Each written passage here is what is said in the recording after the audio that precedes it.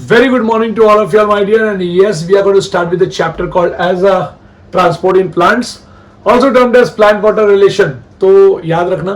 Today we are going to start with a topic called as factor affecting water absorption. लेकिन वो चालू करने से पहले कुछ दो तीन स्टेटमेंट्स जो मैंने लिखे हैं जरा उसको भी देख लेते हैं. You know, water always flows from less negative potential to more negative water potential. उनका कहने का मतलब है कि less negative water potential to more negative water potential यहां पर वाटर ट्रेवल करता है. अब आप बोलेंगे सर ये लेस नेगेटिव क्या है, राइट? तो मैंने आपको बताया था यहां पे कि अगर आपने बीकर में वाटर ले लिया हुआ है और वो भी प्योर वाटर है, मान लीजिए कि आपने प्योर वाटर लिया हुआ है बीकर में, तो आप ये जानते हैं कि प्योर वाटर का वाटर पोटेंशियल हम लोग मानते हैं मैक्सिमम, राइट? क्योंकि मैक्सिमम वहां पे केमिकल एनर्जी होगी, बेसिकली उसके अंदर जो मूवमेंट होगी वो मैक्सिमम होगी. तो प्योर वाटर का आपने वाटर पोटेंशियल माना मैक्सिमम, लेकिन इस मैक्स को आपने जीरो कह दिया. मान लीजिए कि आपने उसको वैल्यू दे दी zero. And when you are adding a solute in this, माने आपने एक सॉल्यूट डाला है ऐसा, नो डाउट इसका वैल्यू नेगेटिव में आएगा, राइट?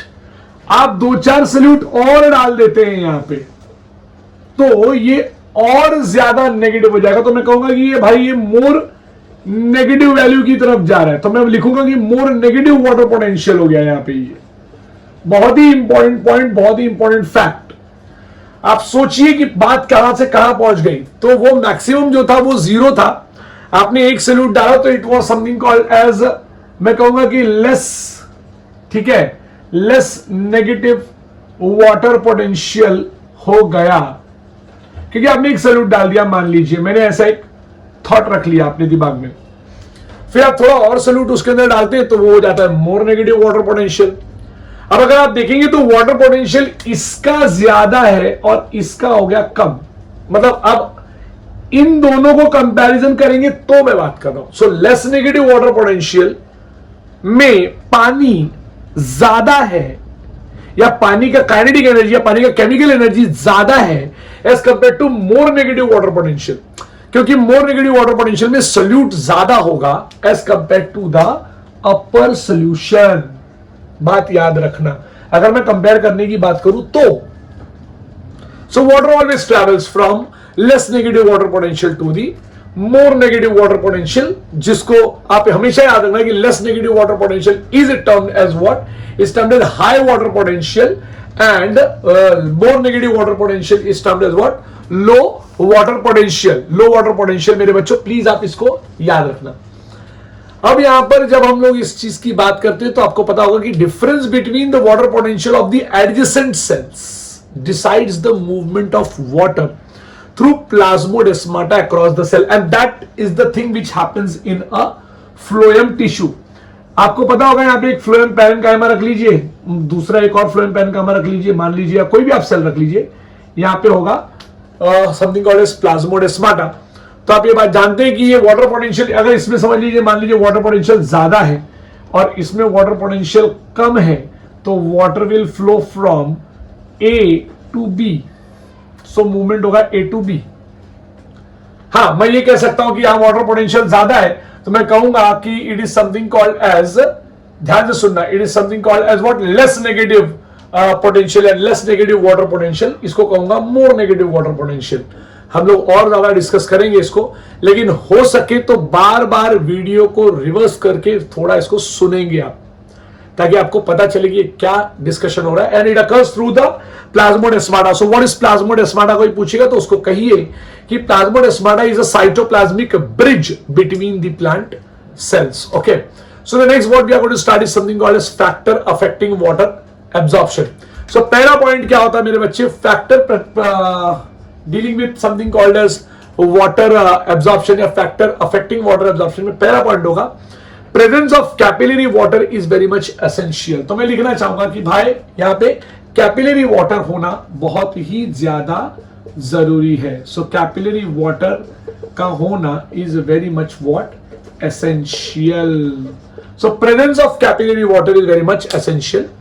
सेकेंड पॉइंट होगा मेरे बच्चों कि the rate of water absorption is maximum at soil, maximum soil temperature उस समय होना चाहिए 20 degree Celsius to 30 degree Celsius. तो मैं कहूंगा नेक्स्ट पॉइंट कि रेट ऑफ एब्जॉर्प्शन, ध्यान से सुनने वाली बात है कि rate of absorption will be dash maximum, बहुत important, rate of absorption will be maximum at which soil temperature, at soil temperature it should be 20 degree Celsius to 30 degree Celsius. बहुत ही इंपॉर्टेंट और उम्दा पॉइंट। थर्ड पॉइंट होगा high concentration of solute in soil water. याद रहे, high concentration of solute in soil water reduces the rate of absorption of water. अगर solute का concentration ज्यादा है, मैं ये भी पॉइंट लिख देता हूं ताकि आपके दिमाग में बैठे, मैं ऊपर वाले पॉइंट्स को रब करना चाहूंगा। सो हाई कॉन्सेंट्रेशन सल्यूट अगर हुआ, किसमें सर? अगर हाई कॉन्सेंट्रेशन सल्यूट हुआ किधर सर? सॉइल में, ठीक है ना। अगर ज्यादा कॉन्सेंट्रेशन हुआ तो याद रखना वहां पर जो एब्जॉर्प्शन होगा रूट के लिए वो हो जाएगा कम, क्योंकि नो डाउट बाहर का कॉन्सेंट्रेशन जो है वो हाइपरटोनिक सॉल्यूशन कहलाएगा। बहुत बार ये सारे वर्ड्स में नहीं भी लिखूं हाइपरटोनिक सॉल्यूशन या फिर ऐसा कुछ, बट आपको इस बात को याद रखना है मेरे बच्चों, ठीक है। सो पॉइंट इज कि high, this is third point, high solute concentration, very important point my dear. High solute concentration या high concentration of solutes in soil water, ठीक है ना। माने वो जो बाहर का जो एरिया है वो रिड्यूस्ड द रेट, ये रिड्यूस कर देता है। So reduced the dash, so reduce the rate of absorption, ठीक है।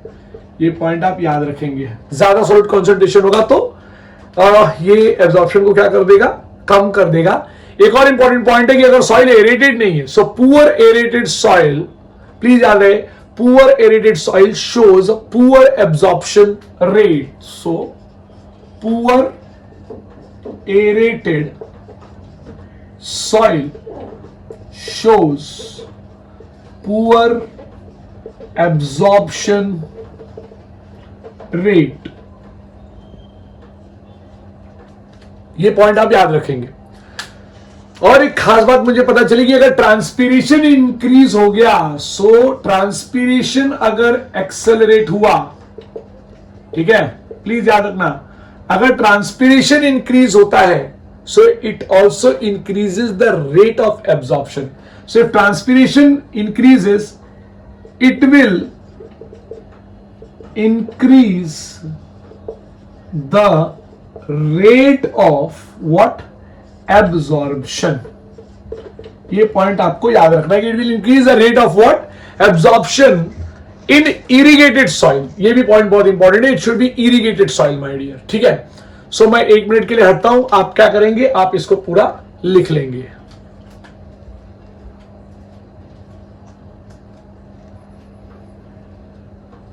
ओके, सो आई होप कि तुमको ये पॉइंट समझ में आ गया। These are the factors.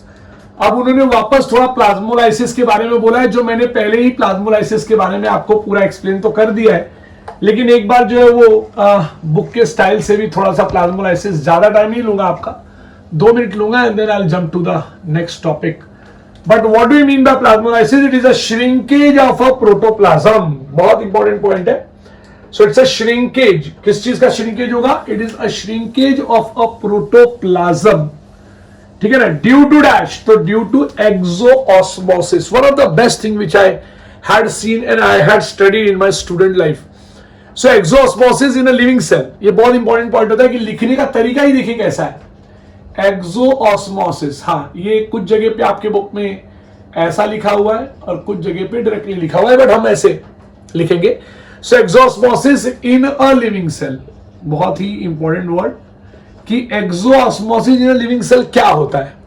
So exosmosis in a living cell when placed in hypertonic solution, तो exosmosis in living cell when placed in hypertonic solution, बहुत ही important word, exosmosis in a living cell when placed in a hypertonic solution is called as plasmolysis। बड़ा straight forward statement है, लेकिन मैं थोड़ा सा इसको तोड़ दूंगा और मैं कहूंगा shrinkage of a protoplasm, a protoplast, a phenomenon in which, or a plasmolysis is a process in which the shrinkage of a protoplasm takes place, or protoplast of a cell shrinks and recedes from cell wall। माने वो अगर इस तरीके का है, अगर वो इस तरीके का है, यहां पे ऐसे, अगर वो इस तरीके का है, तो because of what, because of large amount of hypertonic solution बाहर होने की वजह से, ये मैं लिख देता हूं यहां पे हाइपरटोनिक सॉल्यूशन, ठीक है, और अंदर होगा हाइपोटोनिक सॉल्यूशन, ये न्यूक्लियस है, and this is a hypotonic solution, ठीक है ना। सो ये हो कैसा जाएगा सर, ये श्रिंक हो जाएगा सर, देखो ये ऐसा हो जाएगा, and this is what is a you know, तो that is what I was telling it to you कि यहाँ पे the plasma membrane receded you know from a cell wall and thus becomes what, and thus becomes something called as flaccid। तो मैं लिख दूंगा यहाँ पे कि flaccid cell हो गया, मैं ये भी वर्ड लिख दूंगा कि it is plasmolyzed cell हो गया मेरे बच्चों, ठीक है। and the process which occurred was exosmosis, ये बहुत इंपॉर्टेंट पॉइंट है। so exosmosis प्रोसेस हुआ और उसकी वजह से एक दूसरा प्रोसेस हो गया यहाँ पे प्लाज्मोलाइसिस। so मैं यहाँ पे लिखूंगा प्लाज्मोलाइज्ड सेल है और प्रोसेस का नाम प्लाज्मो lysis है। so plasmolysis is what, it is something called as a shrinkage of a protoplast due to exosmosis where the protoplast of a cell receded from the cell wall and got shrinked and got flaccid। मेरे बच्चों, in plasmolysed cell a gap is developed between the cell wall and something called as a protoplast। ये NCERT का line है। And एक बहुत ही जबरदस्त बात मुझे सीखने मिली यहाँ पे, मतलब जब मैं एनसीईआरटी पढ़ रहा था तो वहां पे मुझे सीखने मिली कि बहुत ही important point, the gap is filled by the outer solution. ये बाहर के सॉल्यूशन से गैप फिल हो गया मेरे बच्चों। इट्स लाइक दिस, यहां पे तो कुछ नहीं होगा, यहां पे इस तरीके से रहेगा, but the gap is filled bye outer solution. ये बहुत मुझे सोचने और देखने के लिए मिला। ये हालांकि मैं ये एरोज ऐसे नहीं बनाऊंगा, बट ये आउटर सॉल्यूशन से गैप फिल हो गया, बहुत important point. In a plasmolyzed cell बहुत ही इंपॉर्टेंट पॉइंट हो जाता है कि TP, turgor pressure is always zero. मान लीजिए आज आप ये बात कि TP is what, it is a zero. अरे टर्गर प्रेशर का मतलब क्या था, it was a pressure applied by the protoplast on the cell wall ना। अगर आप डेफिनेशन पढ़ेंगे तो आपको पता चलेगा कि turgor pressure is a type of pressure in which it's a type of pressure which is being applied by the protoplast on the cell wall ना मेरे बच्चों। बट यहां पे तो वो पूरा नीचे आ गया, जब अंदर की तरफ आ गया तो वो तो something called as you know, मैं कह सकता हूं कि यहाँ पे टीपी इक्वल्स टू जीरो हो गया। और अगर टीपी जीरो हो जाएगा ना मेरे बच्चे, बहुत इंपॉर्टेंट पॉइंट, बहुत इंपॉर्टेंट पॉइंट कि when such cell is placed, अब यहां पे ना मेरा बच्चा थर्स्ट बढ़ गया है, थर्स्ट बढ़ गया है, मेरी बात को आप प्लीज ध्यान से सुनिएगा। यहां पे थर्स्ट हैड बीन इंक्रीज्ड, लेकिन अगर आप इसी सेल को अगर आप हाइपोटोनिक सॉल्यूशन में रख दें, चलिए मैं रख देता हूं यहां पे इस सेल को हाइपोटोनिक सॉल्यूशन में, मान लेते हैं हम लोग, मैंने इसको रख दिया हाइपोटोनिक सॉल्यूशन में, मैंने रख दिया इसको, ठीक है।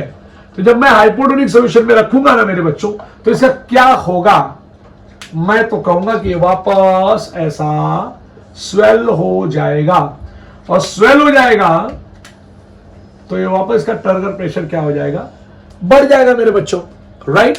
सो व्हाट हैपेंड यहां पे कि when such cell is placed in a hypotonic solution, endosmosis will occur. अब देखो ना, पानी अंदर घुस रहा है मेरे बच्चों, यहां पे वाटर अंदर घुसेगा, वाटर प्रोटोप्लाज्म तक घुस जाएगा। मुझे ऐसा इस तरीके से करके रखना पड़ेगा कि वाटर जो है वो it is entering till the protoplasm, माने प्रोटोप्लाज्म के अंदर। बहुत ही इंपॉर्टेंट लाइन, बहुत इंपॉर्टेंट पॉइंट।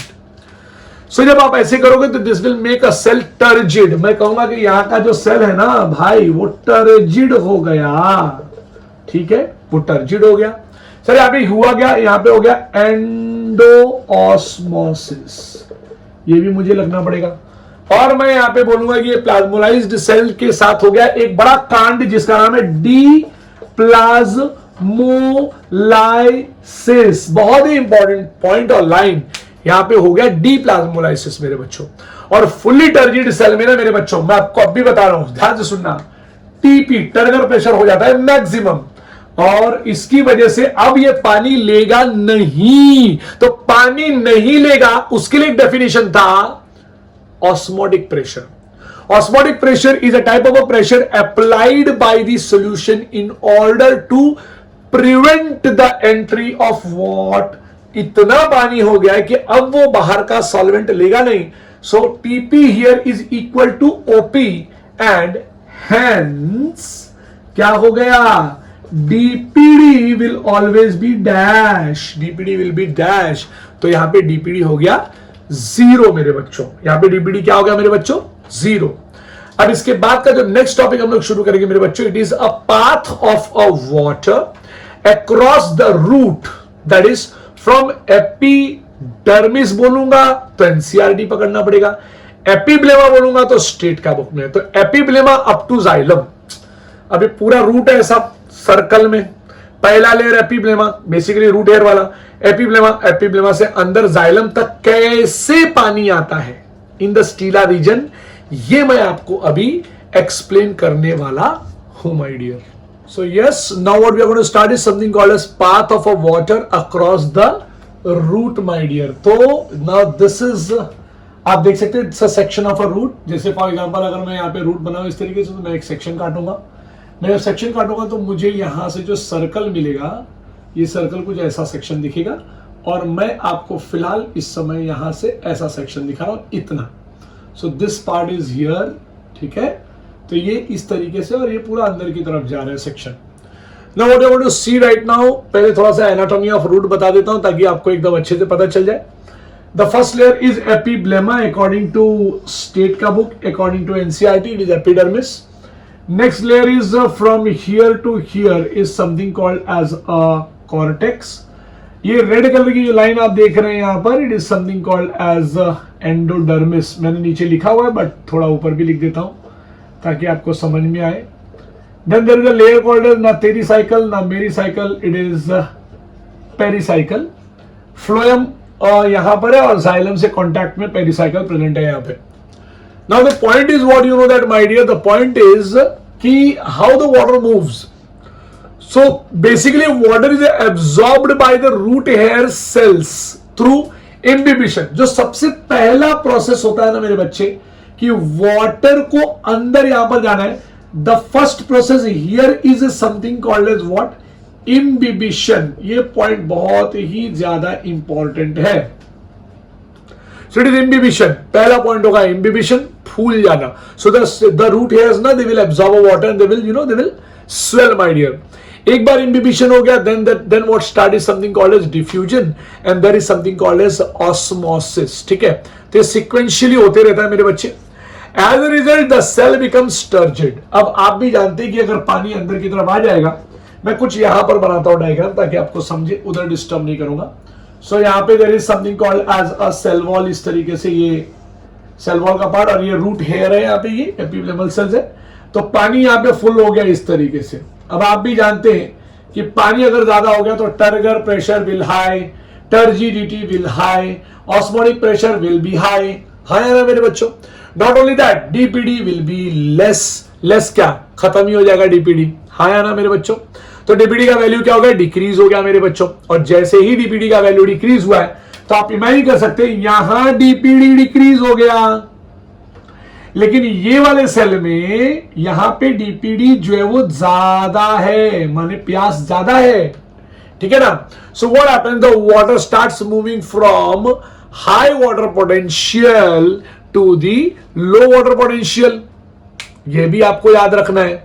तो मुझे ये पता चलता है कि टर्गर प्रेशर इंक्रीज होने की वजह से उसका डीपीडी कम हो गया उस पहले सेल का, और उसके बाद क्या हो गया, इमीडिएटली एडजेसेंट जो कॉर्टिकल सेल होगा इसका डीपीडी, मेरे बच्चों प्लीज याद रखो, यहां पे बहुत ही इंपॉर्टेंट पॉइंट है कि यहां पे प्यास लग गई यहां के सेल को, तो ये वाटर जो है वो यहां पे जाएगा, और ऐसे करते करते the cortical cell will start receiving the water, और ये सक करते चले जाएंगे क्योंकि डीपीडी इनका इंक्रीज रहता है, बाजू वाले का इसका डीपीडी एकदम कम हो जाएगा, डिफ्यूजन प्रेशर डेफिसिट यहां पे कम हो जाएगा क्योंकि प्यास, ये पूरा वाटर पोटेंशियल हाई हो गया। वाटर पोटेंशियल इस सेल का हाई होते ही यहां के सेल का तो वाटर पोटेंशियल हाई नहीं है, तो हायर वाटर पोटेंशियल से जाएगा लोअर वाटर पोटेंशियल की तरफ, और ऐसे जाने के बाद ये इस तरीके से सेल विल स्टार्ट हर एक सेल धीरे धीरे धीरे धीरे टर्जिड होता जाएगा, right. So the point is what कि यहां पे जब ये वाटर आगे खसक जाएगा तो this cell will again become flaccid ना, क्योंकि इसका पानी यहां पे चलेगा, इसका पानी यहां पे, इसका पानी यहां पे, तो ये वाले सेल का वाटर का पोटेंशियल क्या हो गया, वापस कम हो गया, and the same time again they will absorb large amount of water. ठीक है मेरे बच्चों, so water from the turgid cortical cell is sucked by the inner cortical cell and the process goes on मेरे बच्चों, ठीक है ना। अब gradient of suction pressure that is DPD is developed from cell of epiblema to the cortical cell, right. अब cortical cell में जो है वो धीरे धीरे धीरे धीरे पानी जो है वो बढ़ेगा। अब पानी बढ़ने के बाद water will reach to the endodermis and then to the pericycle and then to the xylem में पहुंच जाएगा। सो जब ये वाटर मूव करता रहता है तो water cannot enter from any of the places, ऐसे मूव एंड एंटर नहीं कर पाएगा। क्यों मालूम है? क्योंकि there is a presence of a structure called as, बहुत ही जबरदस्त चीज है, और इस जबरदस्त चीज का नाम है कैस्पेरियन स्ट्रिप और Casparian band. This Casparian strip is made up of a chemical called as suberin, S-U-B-E-R-I-N. It is made up of a chemical called as suberin, and it will not allow, ध्यान से सुनना, it will not allow the water to enter. So there is only single cell. ये देखो, ये है वो cell मेरे बच्चों, ये देखो, ये वो सेल है जिसके पास, शब्द याद रहे, जिसके पास एंडोडर्मिस का पार्ट तो है ये, लेकिन इसके पास something called as Casparian strip नहीं है। इस सेल को हम कहते हैं क्या सर? इस सेल को हम कहते हैं पैसेज सेल मेरे बच्चों। So passage cell is a type of a cell which does not show a presence of what Casparian band, and yes when this water, अभी देखो कैस्पेरियन बैंड तो नहीं है लेकिन प्लाज्मोडेस्माटा तो रहेगा ना भाई, यस और नो। तो प्लाज्मोडेस्माटा रहेगा तो वाटर कैन मूव, देखो वाटर यहां से जो है वो आया है तो वाटर जो है वो ऐसे मूव करके जाइलम तक पहुंच जाएगा। नाउ दिस इज प्रोटोजाइलम, जो कितनी प्रॉपरली पहुंचता चला गया है यहां पे इस तरीके से। मैं एक बार और बता देता हूं, when there is no water, मैं वापस कह रहा हूं, when there is no water in a root cells, मतलब एपिडर्मल सेल या एपिब्लेमल सेल यहां पे, तो they will absorb water because यहां पे डीपीडी बहुत ज्यादा रहता है और टर्गर प्रेशर रहता है कम। सो ऐसे मौके पे water enters inside from root hair. Now why does the water enters into a root hair? Because the cell wall of a root hair is made up of cellulose and pectin. It means they are hydrophilic in nature, and cellulose is a permeable. It is entirely permeable, semi permeable भी नहीं, permeable for water मेरे बच्चों। तो large amount of water घुस जाता है, जैसे ही water घुस जाएगा आपको याद होगा टर्गर प्रेशर इंक्रीज होगा, डिफ्यूजन प्रेशर डेफिसिट कम हो जाएगा, माने पानी खींचने का ताकत, जो प्यास लगी थी, प्यास इस सेल को, वो हो गई कम।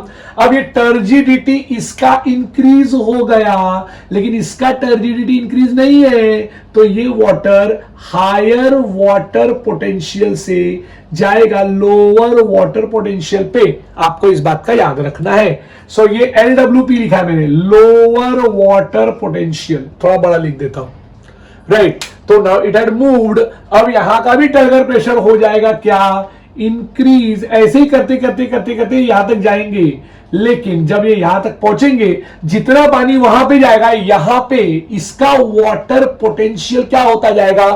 कम होता जाएगा, लेकिन वो वाटर पोटेंशियल को हमको वापस बढ़ाना है, तो बढ़ाने के लिए मुझे और वाटर एब्जॉर्ब करना पड़ेगा.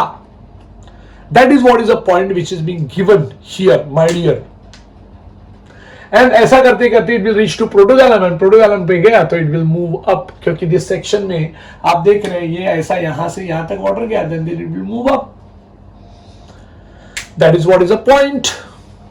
अब यहां पर पॉइंट ये आता है कि absorption of water being a continuous process मेरे बच्चे. Now why does this absorption of water is very much continuous process. A sort of hydrostatic pressure is developed in a living cell of a root मेरे बच्चों. These living cells जो होते हैं ना, ये जो root होते हैं ना, root के cells, ये they are living and they are the one who creates root pressure मेरे बच्चों. And it is due to root pressure my dear, water from, soon low, water from pericycle is not only forced into xylem, क्योंकि ये pressure, यहां पे pressure लग रहा है, पहले तो खींच रहे थे, जब सबके पास पानी आ गया तो उसके बाद प्रेशर लगने लग गया, प्रेशर लग रहा है, तो फ्रॉम पेरिसाइकल इट विल, ये ग्रीन वाला पेरिसाइकल है, from pericycle will enter into a protoxylem, that is xylem, और जाइलम के बाद इट विल मूव अप मेरे बच्चे लोग. 1932 में ये जो मैंने अभी प्रोसेस बताया तो फिजियोलॉजिकल प्रोसेस मैंने आपको एक्सप्लेन किया, बट 1932 में इट वाज एडवर्ड मंच नाम का scientist my dear. So what Edward Munch did? Edward Munch ने बहुत जबरदस्त कमाल किया मेरे बच्चों. क्या कमाल किया? इन्होंने दो जो है वो क्या ढूंढ लिया मेरे बच्चों, इन्होंने दो ढूंढ लिया, समथिंग कॉल्ड एज प्रोसेस. उस प्रोसेस का नाम रखा उन्होंने apoplast pathway and symplast pathway. ये 1932 की बात बता रहा हूं मेरे बच्चों आपको मैं. It is apoplast pathway and symplast pathway मेरे बच्चों. Now what happened in apoplast pathway and what happened in symplast pathway, ये भी मैं आपको एक्सप्लेन करने की कोशिश करता हूं. चलो, now there is the presence of a water. अब वाटर चाहे तो यहां से घुस सकता है रूट एयर से. अब रूट एयर से घुसा तो घुसने के बाद ये अंदर उतरा होगा, अपने मेम्ब्रेन वाले को, मेम्ब्रेन को पास किया होगा, और फिर बाद में it would have reached to the the cytoplasm and then via plasmodesmata it reached to the next cell. ऐसा करते करते करते करते it would have reached to, क्योंकि plasmodesmata का ही कनेक्शन है, it would have reached to and passed to a passage cell, और passage cell it would have entered into a xylem जो पेरिसाइकल को अटैच होता है, दैट इज प्रोटोजाइलम. तो ये जो है वो रीच कर गया वहां तक. गजब का बात हो गया, पहुंच गया वहां तक. अभी पॉइंट ऐसा है कि जब ये पहुंच ही गया है वहां तक तो लोग सोचने लगे कि कैसे पहुंच गया. तो पहुंचा है because of a trans membrane pathway करते हुए वहां पे पहुंचा है. वो हर मेम्ब्रेन को पार करते हुए, मतलब गया, रुका, फिर गया, फिर रुका, फिर गया, फिर रुका. So this is something called as plasmodesmata की वजह से पहुंचा है. तो therefore such type of pathway is termed as what? Symplast pathway. So a pathway in which the water from root hair reaches to the xylem via cells through the help of plasmodesmata, such type of phenomenon is termed as what? Symplast pathway मेरे बच्चों. So ये point आप अपने दिमाग में बिठा के रखिए कि सिम्प्लास्ट पाथवे का मतलब हो गया कि it will be occurring via plasmodesmata. Now what comes is something called as apoplast pathway. Now apoplast pathway का पैटर्न देखिए, यहां पे लार्ज अमाउंट ऑफ वाटर इस तरीके से लग गया है, बट वाटर ने क्या किया मालूम क्या? Water it entered along the cell wall and the intercellular spaces. मतलब आप ध्यान से देखेंगे तो आपको पता चलेगा कि देखिए ये सेल है, कॉर्टिकल सेल है यहाँ पे, और ये दूसरा यहाँ का सेल है इस तरीके से. तो इनके बीच में जो इंटरसेलुलर स्पेसेस है ना बेटा, वहां से ये जा रहा है. Means it is not using a pathway of plasmodesmata. No. So when some amount of water passes across the root through the cell wall and the intercellular spaces, such type of movement is termed as apoplast pathway. But ये apoplast pathway जब ये endodermis तक जाता है ना तो ये रुक जाता है यहाँ पे. You know why does it stops, my dear? क्यों रुक जाता है यहाँ पे? It stops because ये कैस्पेरियन स्ट्रिप उसको आगे जाने नहीं देता. देखिए ध्यान से. Then what it does, क्योंकि लार्ज अमाउंट ऑफ वाटर जमा होने लग जाता है, then it starts moving towards the passage cell, और पैसेज सेल के बाद जाने के बाद ये यहां से प्लाज्मोडेस्माटा के पास आने के बाद it enters inside the passage cell, and from there it enters into the something called as a protoxylem, माने जाइलम के अंदर घुस गया।